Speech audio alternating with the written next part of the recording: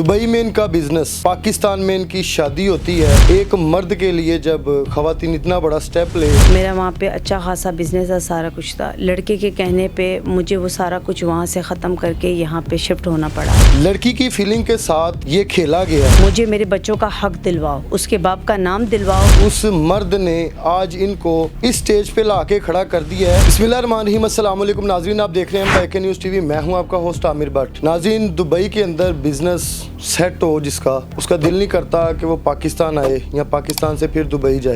ये हमारे साथ फातिमा मौजूद हैं। दुबई में इनका बिजनेस, पाकिस्तान में इनकी शादी होती है इस्लामाबाद में। शादी पसंद की है या फिर अरेंज मैरिज है, और दुबई से बिजनेस छोड़ के एक मर्द के लिए जब खवातीन इतना बड़ा स्टेप ले और वो मर्द आगे से जब बेवफाई करे, आप उसको बेवफाई कह लें या फिर इस मर्द को कह लें कि ये कोई ट्रैप कर रहा है, कोई गेम खेल रहा है, ये चल क्या रहा है। लड़की की फीलिंग के साथ ये खेला गया है। उस मर्द ने आज इनको इस स्टेज पे ला के खड़ा कर दिया है कि इनको मीडिया पे आके जो है ना वो सारी चीज़ें बतानी पड़ेंगी। फातिमा से जानते हैं। अस्सलाम वालेकुम। वालेकुम सलाम।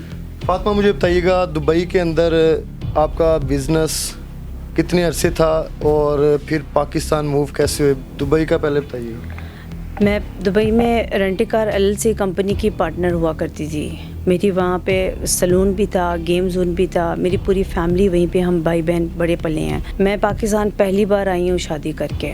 मेरा वहाँ पे अच्छा खासा बिजनेस था, सारा कुछ था। लड़के के कहने पे मुझे वो सारा कुछ वहाँ से ख़त्म करके यहाँ पे शिफ्ट होना पड़ा। क्योंकि आप दुबई में थी और लड़का था इस्लामाबाद का? लाहौर का। लाहौर का? जी, लाहौर का रिहायशी था। लाहौर का लड़का था जी।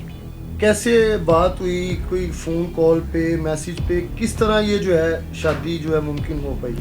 वहाँ पे मेरे ऑफिस में ये आया, इसने मुझे देखा, इसने मुझे पसंद किया, इसने मेरे घर का पता पूछा मुझसे। फिर अपने वालिद साहब के साथ मेरे घर आया, मेरा रिश्ता मांगा। फिर इसने कहा कि मेरी फैमिली यहाँ नहीं आ सकती, मैं नहीं अफोर्ड कर सकता, हम शादी यहाँ कर लेते हैं, हम वलीमा वहाँ कर लेंगे। फिर मेरी अम्मी ने कहा कि फिर आप ऐसे करो कि आप लोग इस्लामाबाद अपने भाई के पास जाओ, वहीं पे ही शादी करो, वहीं पे वलीमा करो, हर चीज़ एक जगह पे करो। जब हमने इस्लामाबाद आए तो इसने वहाँ पर भी अपनी फैमिली को नहीं बुलाया। तो मेरे भाई ने कहा फिर क्या करना है, आप निकाह कर लो, हम लोग जिस तरह पठान करते हैं, आप बेशक वलीमा पंजाब में कर लें। इसके घर वाले राज़ी नहीं थे वहाँ पर भी आने के लिए। फिर हमने क्या किया, वहाँ से मैं निकली हूँ, ये मुझे बाई रोड लेके आया लाहौर। जब लाहौर बाई रोड लेके आया, यहाँ पे उसने मुझे 12 साल रखा। फातिमा, मैं आपकी बात काट रहा हूँ, मुझे पहले ये बताएं कि जब दुबई के अंदर आपकी मुलाकात हुई है फर्स्ट वहाँ पे, जी, आपने अपना बिजनेस इसको बताया था सारा? इसने मेरा सारा बिजनेस देखा था। उसका बिजनेस क्या था? उसने आपको क्या शो करवाया? उसने मुझे शो कराया था कोई नॉर्मल से फ्लोटेड गाड़ियाँ थी जो अमेरिका से इसके बाप ने 3-4 भेजी थी। इसने कहा ये मेरा पूरा शोरूम है पाकिस्तान में, मेरी बड़ी फैक्ट्रियाँ, मेरा सारा कारोबार पाकिस्तान में। मैं यहाँ पे तो सिर्फ अपने बाप के लिए 4 गाड़ियाँ बेचने आया हूँ, तुम मेरे साथ पाकिस्तान चली जाओ, यहाँ पर कुछ भी नहीं है। मैंने कहा ठीक है। फिर मेरे घर वालों ने मुझे कहा कि एक बार सोच लो, कहीं ये झूठ ना बोल रहा हो। मैंने कहा नहीं, ऐसा नहीं हो सकता, ये मेरा शौहर है, क्यों झूठ बोलेगा। तो ये मुझे वापस फिर लेके चला गया पाकिस्तान। और हमेशा घर वालों को प्यार से डील किया या फिर अपनी जो है जोर जबरदस्ती? नहीं, प्यार से। मेरे घर वाले कह रहे थे कि एग्री। मेरे घर वालों ने कहा जैसे तुम्हें पसंद है, क्योंकि हम लोग इतने डीपली लोग नहीं थे, हमने कभी किसी के साथ 2 नंबरी नहीं की है, और ना ही हम इतने नेगेटिव सोच रखने वाले लोग थे, क्योंकि हम बाहर पले बड़े हैं, हमारे अंदर इतनी प्लानिंग नहीं होती है माइंड में। हम किसी के लिए इतना नेगेटिव नहीं सोचते। पहली मुलाकात में हमने बहुत नॉर्मली बात को लिया और हम वहाँ से सारा शिफ्ट होकर पाकिस्तान आ गए। कितने दिन में ये शादी हुई? कितने महीनों में या कितने साल के अंदर ये जो है? 4 महीने। 4 महीने में बात हुई है, फौरन शादी हुई है? जी, फौरन। बिजनेस अब कहाँ पे जो आपका वो स्टक और जो तबाह हो गया? दुबई में सारा कुछ। इसने कहा था इसको सेल करना है या जी, इसने अपने आप को पागलपन शो करवाया कि मुझ पे ना कुछ जादू शादू है, मुझे यहाँ नहीं रहना। जी, इसने अपने आप पे कोई दौरे आना शुरू कर दिया, चीज़ें तोड़ फोड़ करना शुरू कर दिया। मैं यहाँ नहीं रह सकता, मुझे यहाँ नहीं रहना, मुझे यहाँ से निकालो, रोना धोना शुरू किया इसने। फिर मैं डर गई, मैंने ये बात भी होता है। जी, औरत तो है ना कि कोई बात हुई है या तशद्दुद है, झगड़ दी है, तो वो रो के किसी को दिखाती तो वो कहते मगरमच्छ दिया।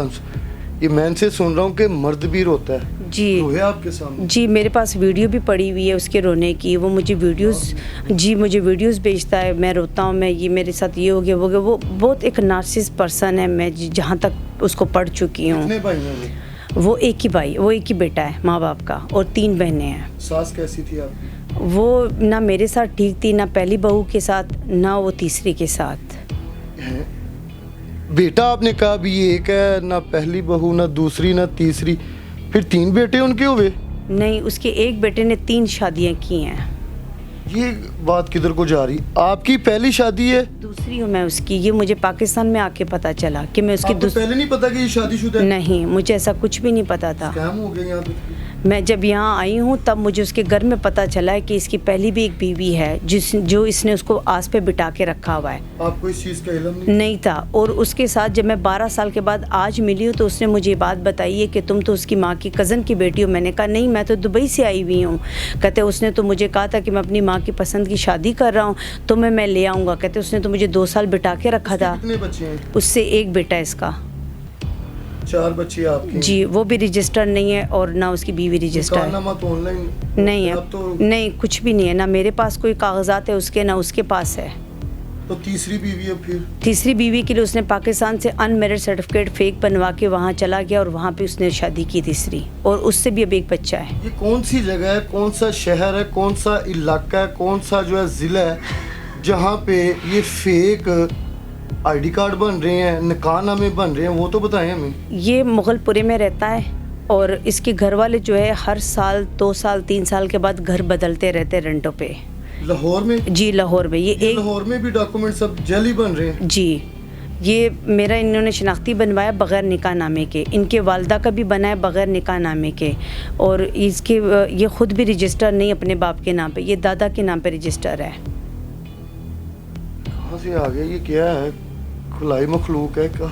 यही तो मैंने अब जाके 12 साल बाद मुझे सारा कुछ पता चला है। कैसे ये सारा चीज़ें हो रही हैं? जब डॉक्यूमेंट्स हैं कुछ भी नहीं है इनके पास। जब मैं लड़ती थी इस बात के लिए कि भाई मेरे बच्चे रजिस्टर करो, तो मुझे कहते थे कि तुम कुछ पैसे ले लो, ये बच्चे मेरे बाप के नाम पे कर दो। अभी आपने उनको छोड़ा या उन्होंने आपको छोड़ा?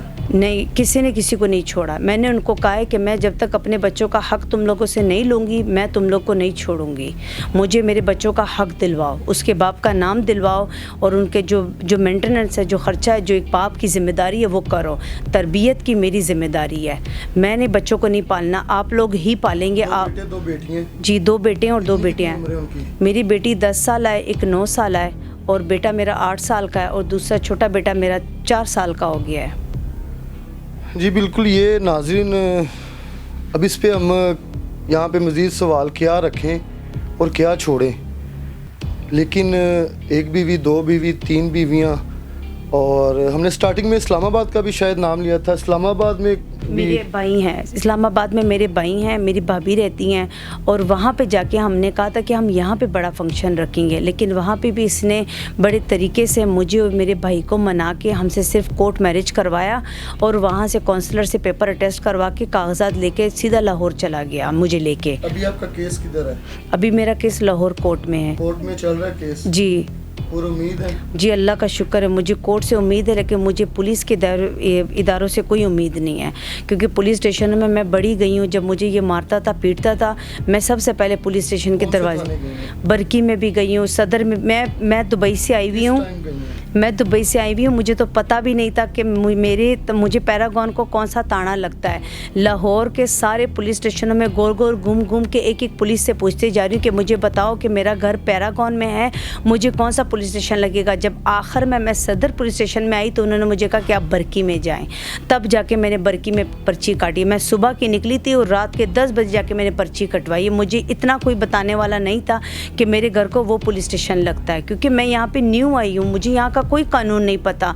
हमारे दुबई में बच्चे पैदा होते तो हॉस्पिटल के अंदर ही हमारे जो है ना सर्टिफिकेट बन जाते हैं। यहाँ पे तो बच्चा पैदा होता है तो वो काउंसलर के पास जाता है, काउंसलर से पेपर मिलता है, फिर वहाँ से हम नादरा जाते हैं, नादरा के बाद हम रजिस्ट्रेशन करवाते, फिर बेफाम बनते। इस तरह लंबा चक्कर, मुझे कुछ भी नहीं पता था कि ये कैसे होता है। ये तो मुझे बाद में पता चला जब मैं बाहर निकली, जब मैंने अपनी लड़ाई लड़ी। तब ये मुझे पता चला ये ऐसे होता है। अब जाके मैंने अपने बच्चों को रजिस्टर किया, ख़ुद को रजिस्टर किया है।